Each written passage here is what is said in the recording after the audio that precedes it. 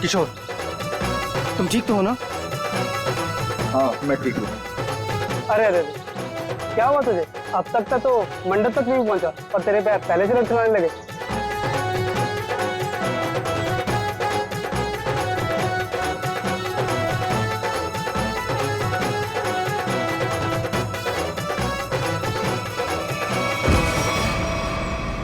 ओ no! अरे अरे कोई एम्बुलेंस को बुलाओ जल्दी। किशोर उठो, आंखें खोलो। अरे कोई पानी तो लाओ यार। कोई फायदा नहीं, किशोर मर चुका है।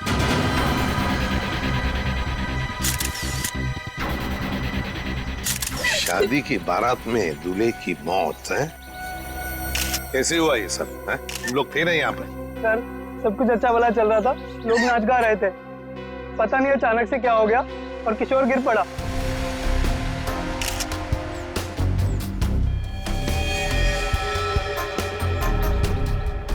अमिन, दिख रहे हो ना, आंखों के नीचे सब पीला हुआ है। हाँ सर, जहर का मामला लगता है शायद। वही हो सकता है। सारुण के बताएगा कैसा जहर है ये। क्या आप लोगों को किसी पर शक है?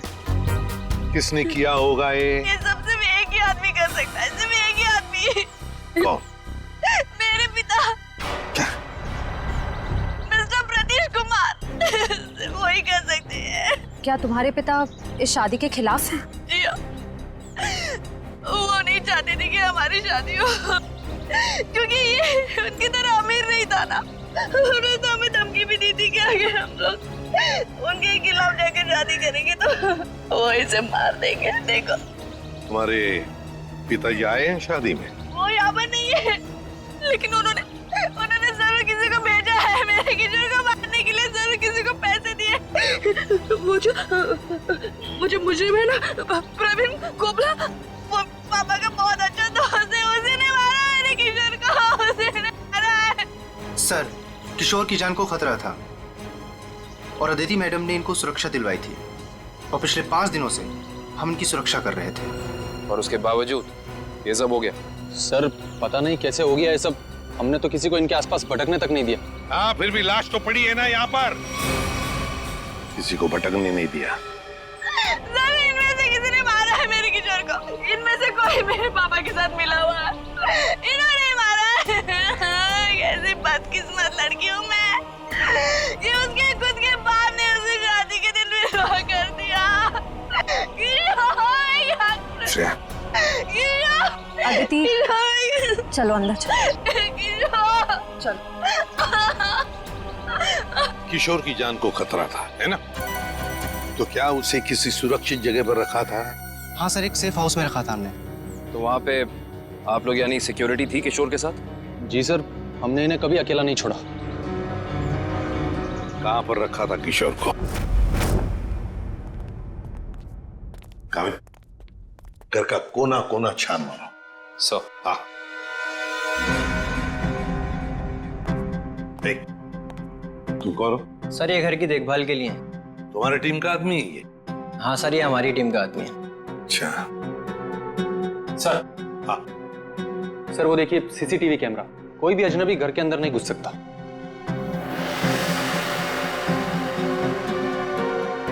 हाँ, मगर कोई तो आता होगा घर में किशोर से मिलने। कोई दोस्त या कोई रिश्तेदार? नहीं सर, सिवाय अदिति जी के और कोई भी नहीं। अच्छा, खाने का डब्बा कौन लेकर आता था?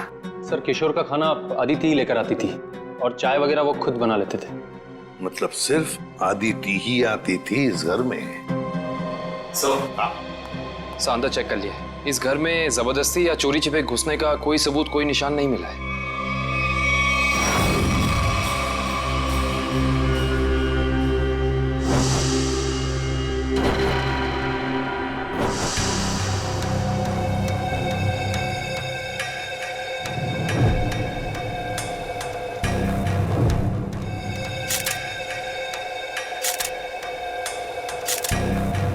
सर ये किशोर के बाल इतने आसानी से हाथ में आ गए?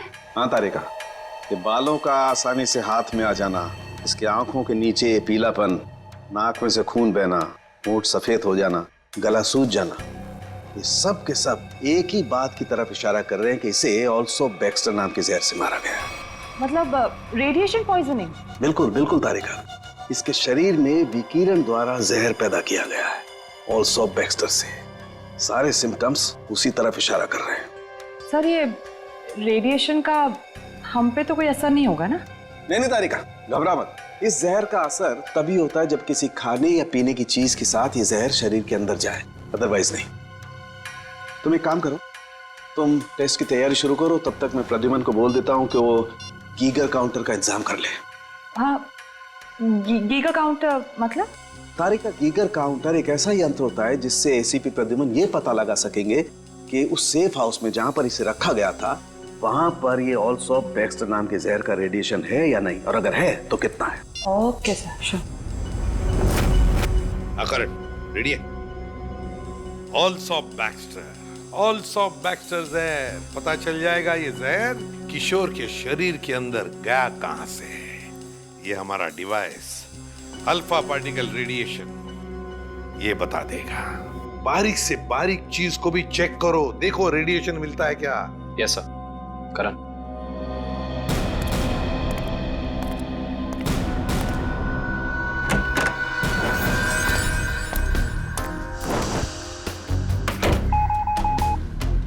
एक बात बताओ, क्या किशोर एक ही खाने के डिब्बे में से खाना खाता था, एक ही टिफिन में से?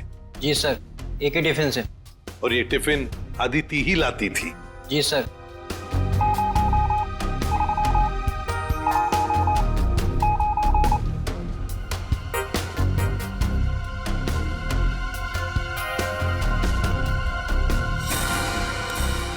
सर, हाँ? पूरा किचन चेक कर लिया सर, ये रेडिएशन कहीं भी नहीं मिला। कहीं पर भी कोई भी रेडिएशन नहीं? No sir. अरे साळुंखे साहब, आपने वो क्या यंत्र बताया था आपने? Geiger counter. हाँ, गीगर काउंटर। एसीपी साहब ने पूरे सेफ हाउस में इस्तेमाल किया, उसको अच्छी तरीके से चेक किया, मगर वो रेडिएशन का तो नामो निशान तक नहीं था। अरे ये कैसे हो सकता है? नहीं, ये तो नामुमकिन है। कोई गलती हो गई है इस यंत्र को इस्तेमाल करने में। गलती कैसे हो सकती है सर? सर कहीं गलती आप, मेरा मतलब है कि हो सकता है कि वो जहर मामूली जहर हो। एक बार टेस्ट की रिपोर्ट आ जाने दो सचिन, फिर पता लगेगा कि गलती हमसे नहीं हुई है। हवा में बात नहीं करता doctor Salunkhe, you understand that? X-ray दिखाओ इन्हें। एक मिनट, एक्सरे दिखाओ।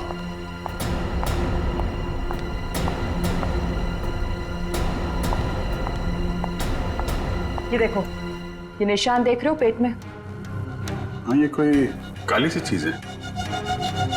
और ये काली चीज क्या है इसका पता इसकी ऑटोप्सी के बाद लगेगा, लेकिन मेरा दिमाग कहता है कि इस काली चीज का बहुत बड़ा हाथ है इस आदमी की मौत में।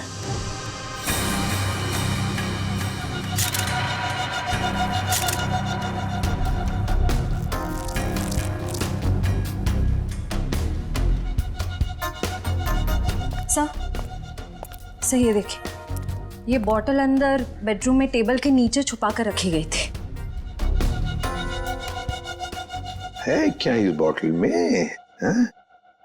काबिन सर, काम करो, चेक करो इसे, देखो इसमें रेडिएशन मिलता है क्या, पता तो चले जहर है भी या नहीं।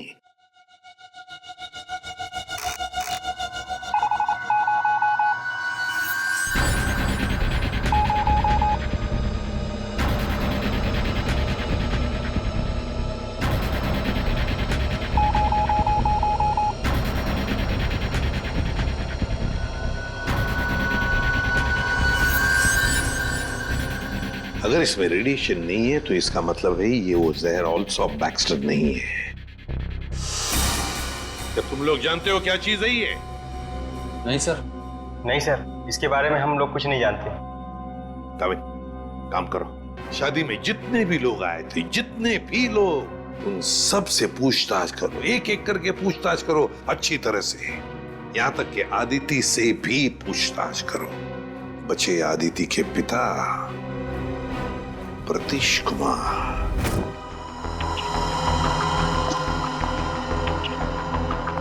वो कैसे सर? बताता हूँ, तुम एक काम करो, पहले इन बालों को अच्छी तरह से साफ कर लो। क्या डॉक्टर साहब, बोला था ना आपसे गलती हो रही है। ये मिला एसीपी साहब को सेफ हाउस में, ये मामूली जहर है, इसमें कोई रेडिएशन नहीं है। अरे फिर वही बात, भाई साहब आपकी जानकारी के लिए बता दूं, हमसे कभी कोई गलती होती नहीं है। किशोर की मौत की वजह ऑल्सो बैक्स्टर नाम का जहर ही है। सर जिद की भी एक हद होती है। अगर ये किशोर ऑल्सो बैक्स्टर से मरा है तो आपका वो जो यंत्र था, वो गीगर काउंटर, उसने इसमें रेडिएशन क्यों नहीं पकड़ा? इसमें रेडिएशन हो भी नहीं सकता है, क्योंकि भाई साहब जहर इसमें नहीं है।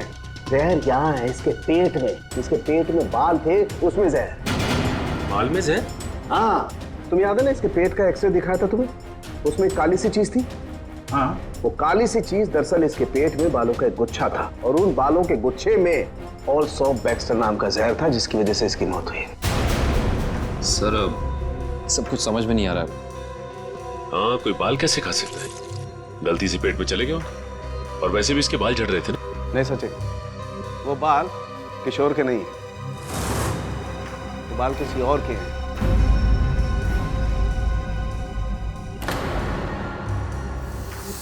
और उन बाल में ऑल्सो बैक्स्टर नाम का जहर था, जिसकी वजह से इसकी मौत हुई है। मैं बताता हूं, देखो। तारिका, वो बाल लाना जरा। सब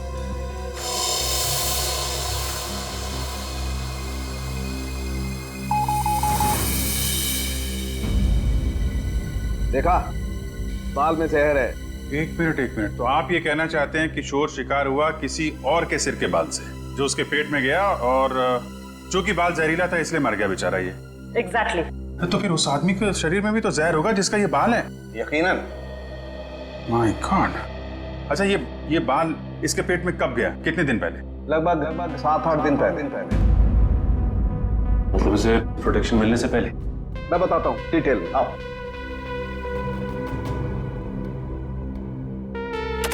ये देखो, ये बाल किशोर के शरीर में जाकर के पेट में अटक गया, और क्योंकि इस बाल में ऑल्सो बैक्स्टर नाम का जहर था, तो पूरा जहरीला रेडिएशन इसके शरीर में फैल गया।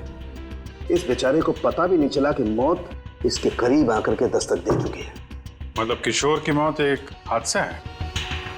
असली खूनी तो वो है जिसने उस आदमी को मारने की कोशिश की है जिसका ये बाल है। पता नहीं बेचारा जिंदा भी होगा कि मर गया। सर एक बात तो तय है कि ये कोई किशोर के आसपास वाला ही है, क्योंकि किशोर के खाने में किसी और का बाल कैसे आ सकता है? ये हो सकता है कि वो बाहर खाना खाने गया हो किसी रेस्टोरेंट में, और वहाँ के शेफ या कुक का बाल उसके खाने में गिर गया और गलती से इस किशोर ने खा लिया। होने को तो कुछ भी हो सकता है। इस बाल से कुछ और पता चल सकता है? अभिजीत, ये बाल किसी आदमी का है, और ये देखो, इस बाल में पिगमेंटेशन काफी कम है। पिगमेंटेशन जिससे बाल काले रहते हैं? एग्जैक्टली। मुझे लगता है इस आदमी की उम्र 40 से 45 साल की होगी। देखो, इस बाल की जड़ें सफेद हैं। अरे डॉक्टर साहब, जो इसके पेट से बाल निकले हैं वो तो सारे काले हैं। रेड आई का मतलब समझते हो ना? उसी का कमाल। ओह, अच्छा सर, ये ऑल्सो बैक्स्टर, ये तो बहुत ही खतरनाक जहर है, तो आसानी से तो मिलता नहीं होगा। बिल्कुल नहीं मिलता। अब जी, एक काम करो, पता लगाओ कि हाल ही में किसी एटॉमिक लैब से ये जहर चुराया तो नहीं गया। अगर ये पता लग गया दोस्त, हम खूनी तक पहुंच जाएंगे। करेक्ट। सर इस बॉटल में तो जहर ही है, पर एक बात समझ में नहीं आ रही कि कोई अपनी पसंद की लड़की से शादी करने से पहले खुद की जान क्यों लेगा? हो सकता है कि किशोर डरा हो इस बात को लेके कि कहीं अदिति के पिता के गुंडे उसे पकड़ न ले, और उसने ये सोचा हो कि क्यों ना जहर खाकर खुद में अपनी जान देता। सोचने वाली बात यह है कि किशोर के पेट में बाल गया 1 हफ्ते पहले, जब वो अपने पुराने घर में था। तो हमारी अगली मंजिल है किशोर का पुराना घर। अच्छी तरह से तलाशी लो घर की, देखो क्या मिलता है। सर, किशोर और अदिति के प्यार ने एक बार फिर से साबित कर दिया कि सच्चा प्यार जात पात या अमीरी गरीबी जैसी चीजों को अपने आगे टिकने नहीं देता। पर अफसोस, उनकी ये प्रेम कहानी उसी दिन खत्म हुई जब वो हमेशा के लिए एक होने वाले थे। सर, किशोर के दोस्त ने बताया है कि हाल फिलहाल में ही वो दिवालिया हुआ है, और तभी से उसकी हालत ऐसी तंग हो गई। बस सवाल ये उठता है कि किशोर के पेट में वो जहरीला बाल गया कहां से?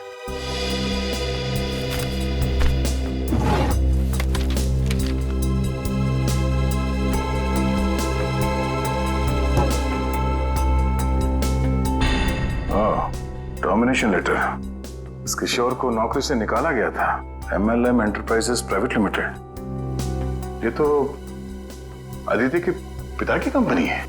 सर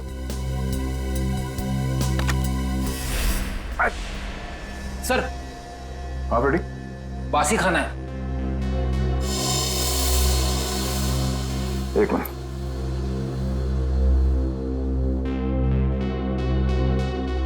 इसमें कहीं बाल तो नहीं दिख रहा। जरा घर का राशन चेक करो।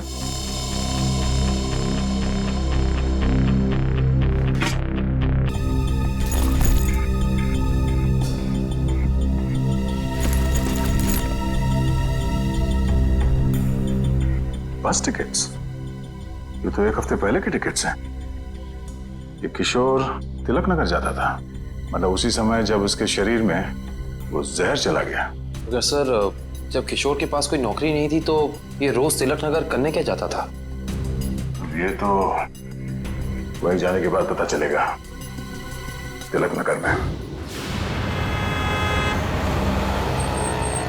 Sir Tilak Nagar bus stop तो आ गए, अब यहाँ से कहाँ जाए? फोटो दिखाएगा लोगों को किशोर की? नहीं, उसकी जरूरत नहीं पड़ेगी। वो देखो, एलपी चैरिटेबल ट्रस्ट, यहाँ जरूरतमंद लोगों के लिए मुफ्त में खाना और कपड़े दिए जाता है। हो सकता है ये किशोर भी यहीं पे आया होगा।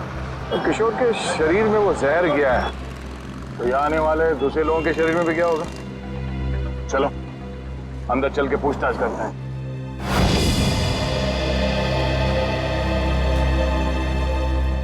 एक्सक्यूज मी, हम लोग सीआईडी से। यह मैनेजर कौन है? जी मैं ही हूँ सर, अविनाश। पर यहाँ पे सीआईडी का क्या काम? इसे पहचानते हैं आप? किशोर नाम है इसका। सर ये तो अक्सर आता था यहाँ खाना खाने, पर कुछ दिन से नहीं आ रहा। सर इसे क्या हुआ? किसी ने इसका खून कर दिया। क्या खून?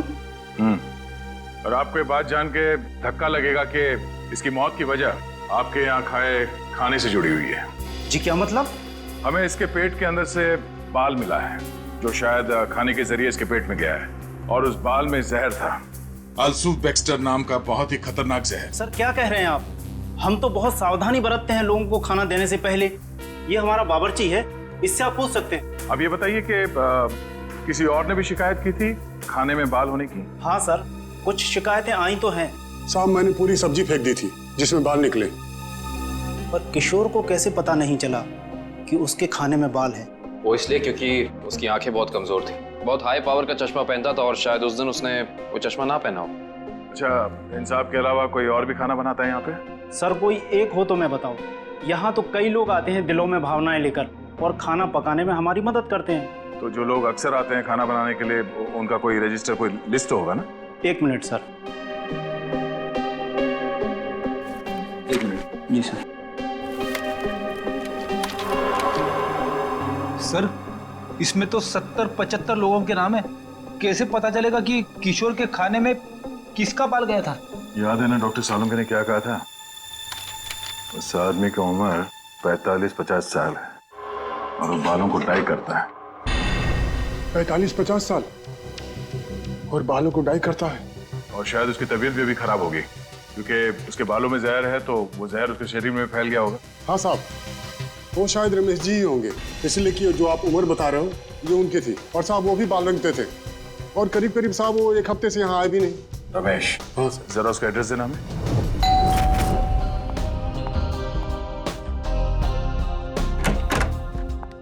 मैंने पहचाना नहीं आपको। एक्सक्यूज मी, हम लोग सीआईडी से। सीआईडी? सीआईडी का क्या काम मेरे घर पे? पार्टी चल रही है जी। हमें आपके पति रमेश जी से मिलना है, बुलाइए जरा उन्हें। अफसोस, आपने आने में थोड़ी देर कर दी। 4 दिन पहले ही उनकी मौत हुई है। क्या? जी। रमेश की मौत हो गई? कैसे? एक रोड एक्सीडेंट में। Road accident? आपके पति की मौत हो चुकी है और आप यहाँ जश्न मना रही हैं। किसी के जाने से जिंदगी तो नहीं रुकती। जाने वाला चला गया। सुन लिया? सही है। ये मौत हुई कैसे? इसमें भी रमेश की गलती थी। गाड़ी चलाते चलाते सो गया। वो कहते हैं ना, नजर हटी दुर्घटना घटी। सर ये एक्सीडेंट जहर की वजह से ही हुआ होगा। क्या बात है अलीशा? सीआईडी यहाँ क्यों? रमेश की मौत की पूछताछ करने आए हैं। आपकी तारीफ? ये मेरे दोस्त हैं राहुल। अरे छोड़िए ना ऑफिसर, जो चले गए उन्हें क्या याद करना। आइए आप लोग भी हमारे साथ पार्टी एंजॉय करिए।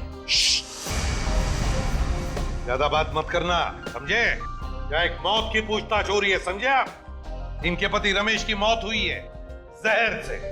हमें तो शक होने लगा है कि रमेश को जहर तुमने ही दिया होगा और शायद उसमें इनकी मदद ली होगी आपने। आप मुझ पर शक कर रहे हैं? जी हाँ, कुछ कहना है आपको? हमें रमेश के डीएनए सैंपल्स लेने हैं अभी, इसी वक्त। आपने आने में देर कर दी। अफसोस, अब तो उनकी अस्थियां भी बहा दी हैं मैंने। लेकिन कुछ तो होगा घर पे, उनका ब्रश, उनकी कंघी वगैरह। आप कल नहीं आ सकते? आप क्यों मेहमानों के सामने बेइज्जती कर रहे हैं? देखो मैडम, अगर हमने तुम्हारे घर की जबरदस्ती तलाशी ली और तुम्हें अपने साथ ब्यूरो ले गए तो तुम्हारी दुगनी बेइज्जती होगी। जी आइए।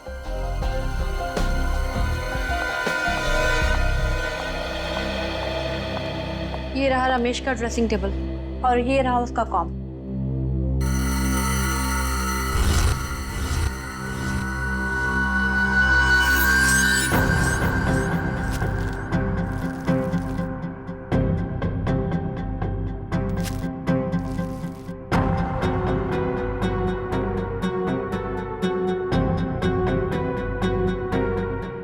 आशय, सर हेयर ब्रश मिला है, इस पे कुछ बाल भी है।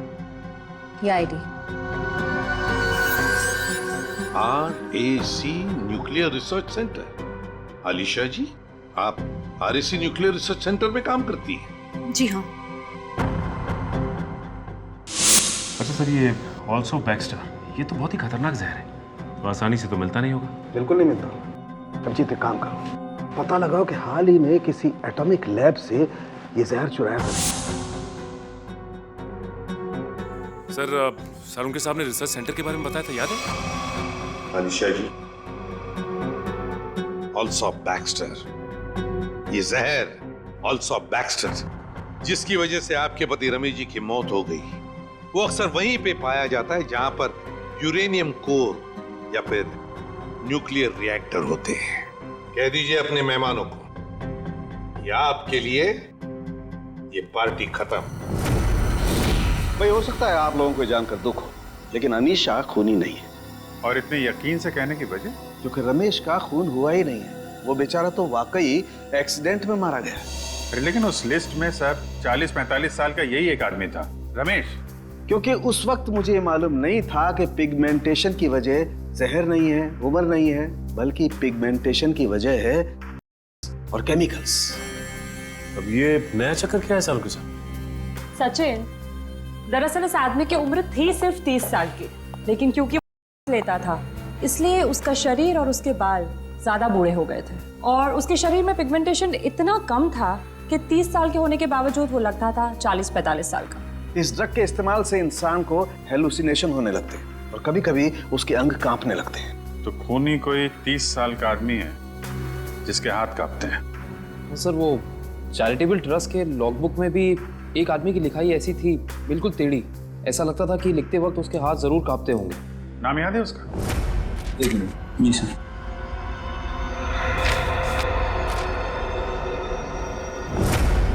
हाँ सर, निशांत कुमार। निशांत कुमार, पता लगाओ इस निशांत कुमार का एड्रेस। बताइए सर, हम सबको यहाँ क्यों इकट्ठा किया है? कुछ पता चला मेरे बेटे निशांत का? नहीं माजी, अभी तक नहीं, पर हमें शक है कि निशांत पे किसी जहर का असर हुआ है। क्या? वहाँ संभालिए अपने आप को। आपको इस बात का पता कैसे चला? हमने कहा ना, हमें शक है, यकीन नहीं है। आप ये बताइए, ये निशांत है कहाँ? जी, वो 4 दिन पहले दिल्ली के लिए निकले थे। वहाँ से उनका एसएमएस आया कि वो सही सलामत दिल्ली पहुँच गए हैं। उसके बाद से उनसे कोई संपर्क नहीं हो पाया। क्या वो एसएमएस हम देख सकते हैं प्लीज?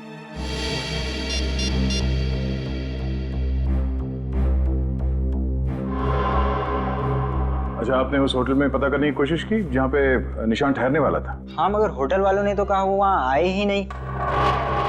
हमने एयरलाइंस में भी पता किया, लेकिन वहाँ से पता चला कि उन्होंने कोई फ्लाइट पकड़ी ही नहीं। मतलब निशांत दिल्ली गया ही नहीं, झूठ बोला उसने आप लोगों से? मुझे तो कुछ भी समझ नहीं आ रहा है कि ये सब हो क्या रहा है। भैया संभालो अपने आप।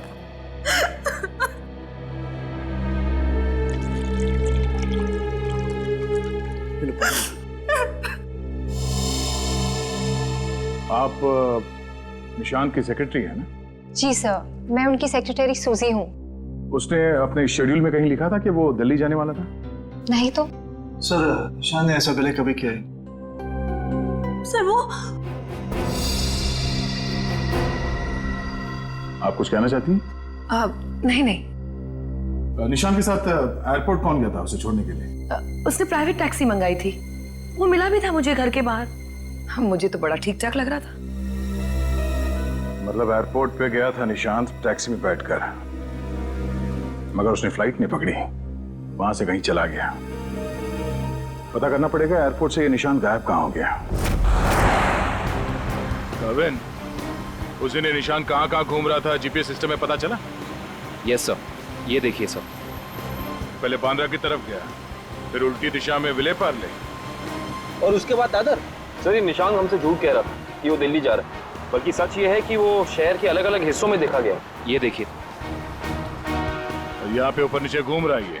उसका आखिरी लोकेशन तो विरार के आगे दिखा रहा है। शहर के बाहरी इलाके में। ये निशान के दिमाग में जरूर कुछ ना कुछ खिचड़ी पक रही थी। सर हो सकता है निशांत को जहर भी इसी खिचड़ी की वजह से दिया गया हो। उसे जहर दिया किसने और क्यों दिया है, ये तो विरार वाली आखिरी लोकेशन में जाने के बाद ही पता चलेगा।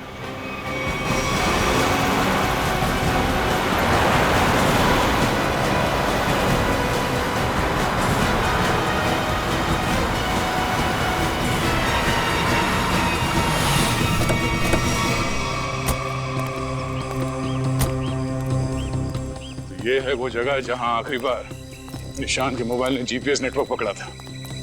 अजीब बात है ना सर, कोई भला अपनी फ्लाइट मिस करके ऐसी जगह पे क्यों आएगा?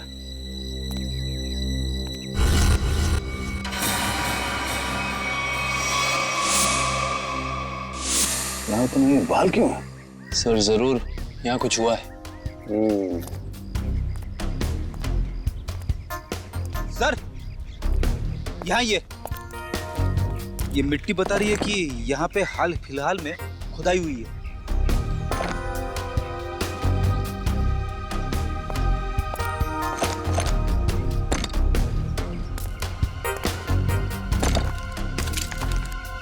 सारी जगहों को खोदो जल्दी।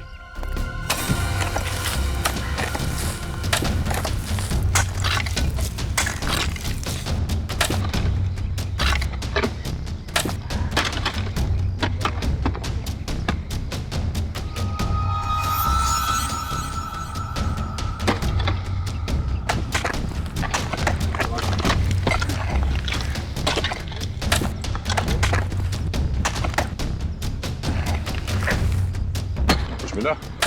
सर यहाँ पे तो कुछ दिख नहीं रहा है। सर यहाँ पर कुछ नहीं है। इधर भी नहीं है सर। चलो एक काम करो, इस घर के अंदर जाओ और तलाशी लो, देखो कुछ मिलता है क्या। जी सर। बड़े कमाल की बात है, इतनी ज्यादा जगह खुदा है पर खुदाई के अंदर कुछ भी नहीं मिला। ये भी तो हो सकता है कि खुदाई कुछ निकालने के लिए नहीं, बल्कि जो पहले दफनाया गया था उसे निकालने के लिए खोदा गया। सर हाँ, ये देखिए घर के अंदर से क्या मिला सर।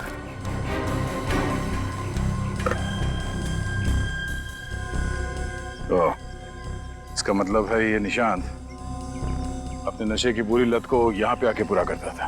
और सर 2 ग्लासेस हैं, इसका मतलब इस निशान के साथ जरूर कोई दूसरा आदमी भी था। हाँ वही होगा जिसने निशान को जहर दिया। सर आप रेडी? ये देखिए यहाँ पे किसी का हाथ है। ये देखिए। मुझे हटाओ।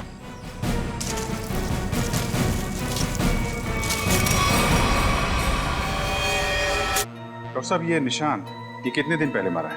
4 दिन हो गए इसकी मौत को। 4 दिन पहले? अब ये क्या बात कर रहे हैं सर आप? 3 दिन पहले इस आदमी ने एसएमएस भेजा है अपनी वाइफ को। सोचना भी मत अभिजीत कि हम लोगों से गलती हुई है। बॉस, इसकी लाश पर से मुझे कीड़े मिले, वो कीड़े जो इंसान के मरने के बाद उसके शरीर पर पाए जाते हैं, जिन्हें मैगट्स कहते हैं। और इन कीड़ों ने लाश के ऊपर जो अंडे दिए हैं वो 4 दिन पुराने हैं। इसका मतलब बात साफ है, इसकी मौत को 4 दिन हो चुके हैं। मतलब निशान ने अपनी पत्नी को एसएमएस नहीं भेजा है, किसी और ने भेजा है, शायद उसके खूनी ने। लेकिन खूनी ने ऐसा किया क्यों होगा? ताकि ये लोग पुलिस में इसके गायब होने की रिपोर्ट न लिखाएं और उसे थोड़ा और वक्त मिल जाए वो चीज ढूंढने के लिए जिसकी वजह से वो सारे गड्ढे खोद रहा था। एक बात और अभिजीत, उस आदमी की निशांत के साथ मरने से पहले हाथापाई हुई है। मतलब उस आदमी ने अपने दाहिने हाथ से इसकी गर्दन को दबोचा और बाएं हाथ से इस पर वार किया यहाँ पर, क्योंकि सिर्फ यहीं पर वार के निशान है और कहीं पर नहीं। सर इसका मतलब तो साफ है कि इस पे हमला करने वाला कोई लेफ्ट हैंडर है, कोई खब्बू। तो इस केस में कोई ऐसा है जो खब्बू है।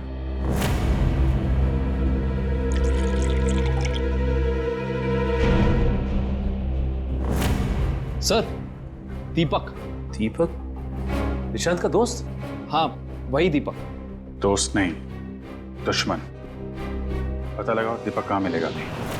सर ये दीपक बहुत चालाक निकला, वो जानता था सीआईडी उसके घर तक पहुंच जाएगी, इसलिए पहले ही भाग निकला। भाग के जाएगा कहाँ? पकड़ा जाएगा। ये जीपीएस सिग्नल आया? यस सर, सामंत नगर दिखा रहा है। सामंत नगर? वो तो यहाँ पास में ही है। सर वो सिग्नल यही हमारे आसपास दिखा रहा है, हमारी तरफ ही आ रहा है सर, लगभग 500 मीटर की दूरी पे। चलो बहुत अच्छी बात है, उसका यही इंतजार करते हैं। Yes sir. कहाँ है लोकेशन? ये क्या सर? सर उसका सिग्नल गायब हो गया सर, अभी तक था अब नहीं है। ये टैप खराब हो गया क्या? जल्दी से कुछ करो वरना दीपक हमारे हाथ से निकल जाएगा। आ गया सर, पर कुछ अलग है सर। ये सिग्नल अब बता रहा है कि उसने T2 सिग्नल क्रॉस कर लिया। T2 नाका? पर वो तो सड़क के उस तरफ 1 किलोमीटर दूर है, पीछे की तरफ। मुझे तो लगता है दीपक ने किसी आत्मा से लिफ्ट ले ली होगी और उसकी अदृश्य गाड़ी में बैठकर गायब हो गया होगा। ओह, अब समझ में आया। वो यहाँ से सबवे से उस तरफ गया, वहां से शायद किसी बाइक या टैक्सी रिक्शा में बैठ के T2 नाका पहुंच गया। चलो T2 नाका पहुंचते हैं।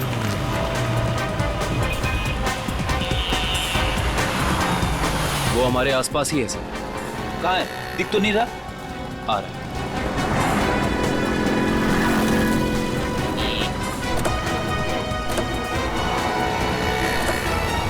कहीं जाने की जल्दी है? कहाँ जा रहे हो? सर आप लोग? हाँ? कहीं नहीं, घर जा रहा हूँ। बैग में क्या? बैग में कुछ नहीं है सर। खोलो। सर कपड़े हैं सर। बैग खोल। दिखा। सर कुछ नहीं है बैग में सर। सर कपड़े ऐसे होते हैं?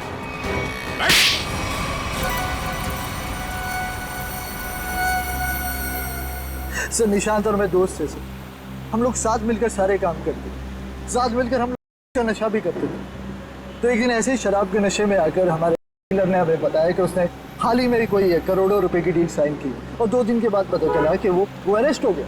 तो तुम दोनों ने प्लान बनाया कि कैसे वो करोड़ों रुपए तुम्हारे हो जाए, क्यों? हाँ, हम लोग उस डीलर के अड्डे पे गए और पैसे मिल भी गए थे सर हमें, लेकिन निशांत की नीयत बदल गई। वो सारा पैसा अकेले हड़पना चाहता था। फिर? और मुझे बिना बताए उसने जहाँ हम लोगों ने पैसा छुपाया था वहाँ से पैसा निकाल भी लिया। और मुझे पता था सर ये सब वो सेक्रेटरी सूजी के साथ भागने के लिए कर रहा। और इस बातों पर हमारा बहुत बार झगड़ा भी हुआ सर। बता मेरे पैसे कहाँ पर? दीपक मेरी बात तो सुनो। देख मैं तुझे बोल रहा हूँ, मुझे तेरी कोई बात नहीं सुननी है, मुझे सिर्फ इतना बता मेरे पैसे कहाँ पर है। तू ऐसे नहीं मानेगा, नहीं मानेगा तू ऐसे। अब बताता है तू एक और, बताएगा कि नहीं बताए? नहीं बता दे मेरे पैसे कहाँ पर है। निशांत, निशांत, निशांत। मैंने सर उसको जानबूझकर नहीं मारा है सर, मैंने जानबूझकर नहीं मारा है। मैं उसको सिर्फ पूछ रहा था मुझे बता दे पैसे कहाँ पर है, बता दे मुझे पैसे कहाँ पर। गलती से मौत हुई है सर उसकी, मैंने उसको नहीं, मैं खून ही नहीं हूँ सर, मैंने किसी को नहीं मारा सर। बकवास मत कर, खून खून होता है, जानबूझ के किया जाए या फिर गलती से हो। फिर तुमने निशांत के फोन से प्रिया को एसएमएस किया ताकि तुम्हें और टाइम मिले पैसे ढूंढने में? हाँ, मैंने निशांत की लाश को दफना दिया और आसपास पैसे ढूंढने की कोशिश भी की। और जब मुझे पैसे मिल गए मैंने सोचा कि मैं नई जिंदगी शुरू करूंगा। नई जिंदगी शुरू करेगा तू, शुरू करेगा, मगर जेल में।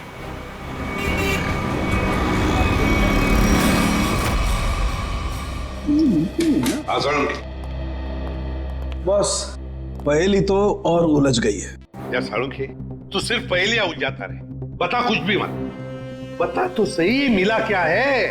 हेलो बॉस, ऑल्सो बैक्स्टर जहर 3-4 दिन में अपना असर कर देता है।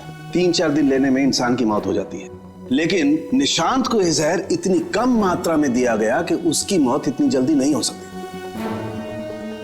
हाँ सर, इसे तकरीबन 20 दिनों तक ये जहर दिया जा रहा था, वो भी बिल्कुल कम मात्रा में, ताकि जब वो मरे तब उसकी बॉडी में यह जहर डिटेक्ट ही ना हो।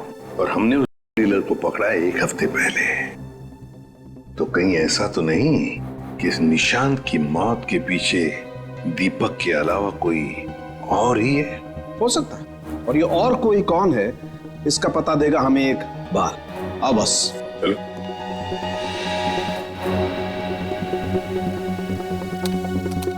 बस इंसान का बाल हर महीने तकरीबन 1.5 सेंटीमीटर बढ़ता है। जिस दिन इस निशांत को जहर दिया गया, इस जहर ने बाल पर अपना निशान छोड़ दिया।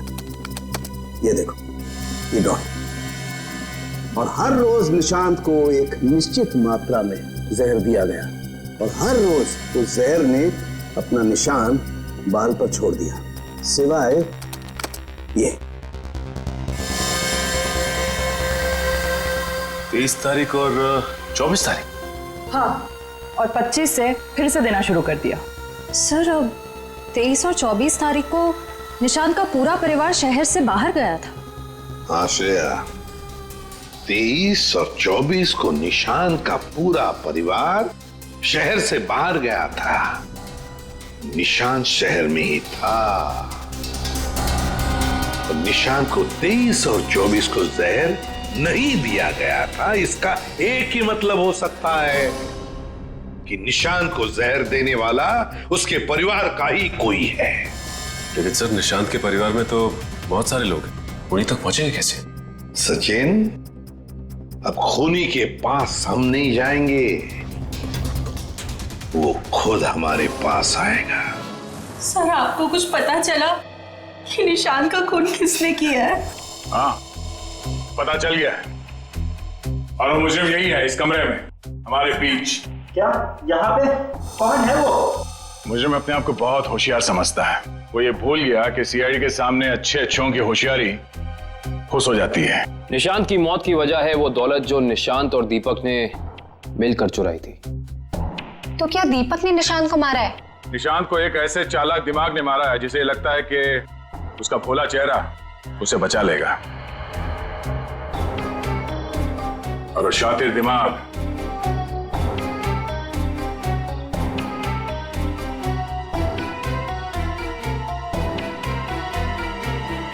तुम हो।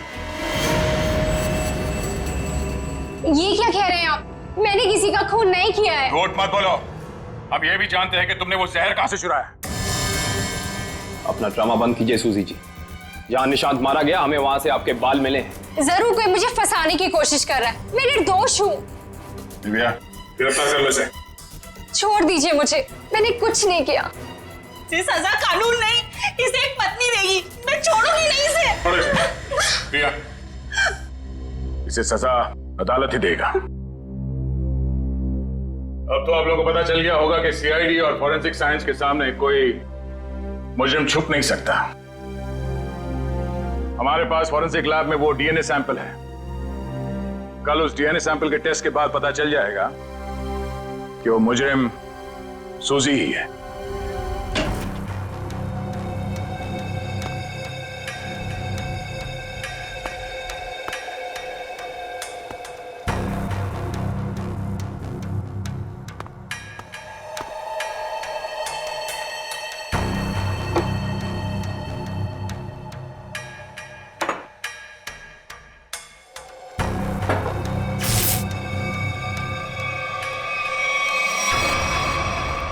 फोरेंसिक लैब ढूंढने में कोई दिक्कत तो नहीं आई?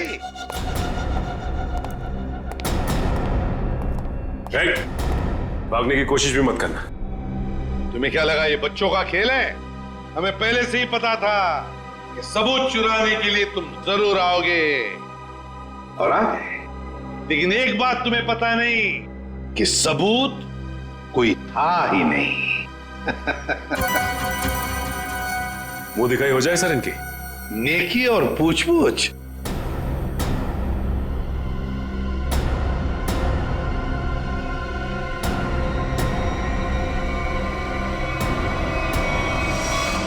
उससे प्राइवेट टैक्सी मंगाई थी, वो मिला भी था मुझे घर के बाहर। शीतल, शीतल तुम? छोड़ दो मुझे, वरना मैं इसे गोली मार दूंगी। बेवकूफी मत करो, गन नीचे रखो।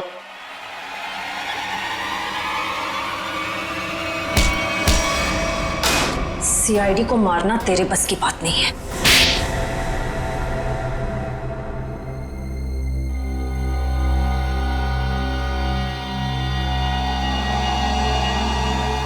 मैंने जो कुछ भी किया मेरी बेटी की मौत का बदला लेने के लिए किया। निशांत? निशांत को क्यों मारा?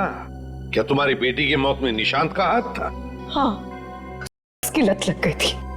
2 साल पहले वो ओवरडोज से उसकी मौत हो गई थी। मुझे वही निशांत के घर से मिली।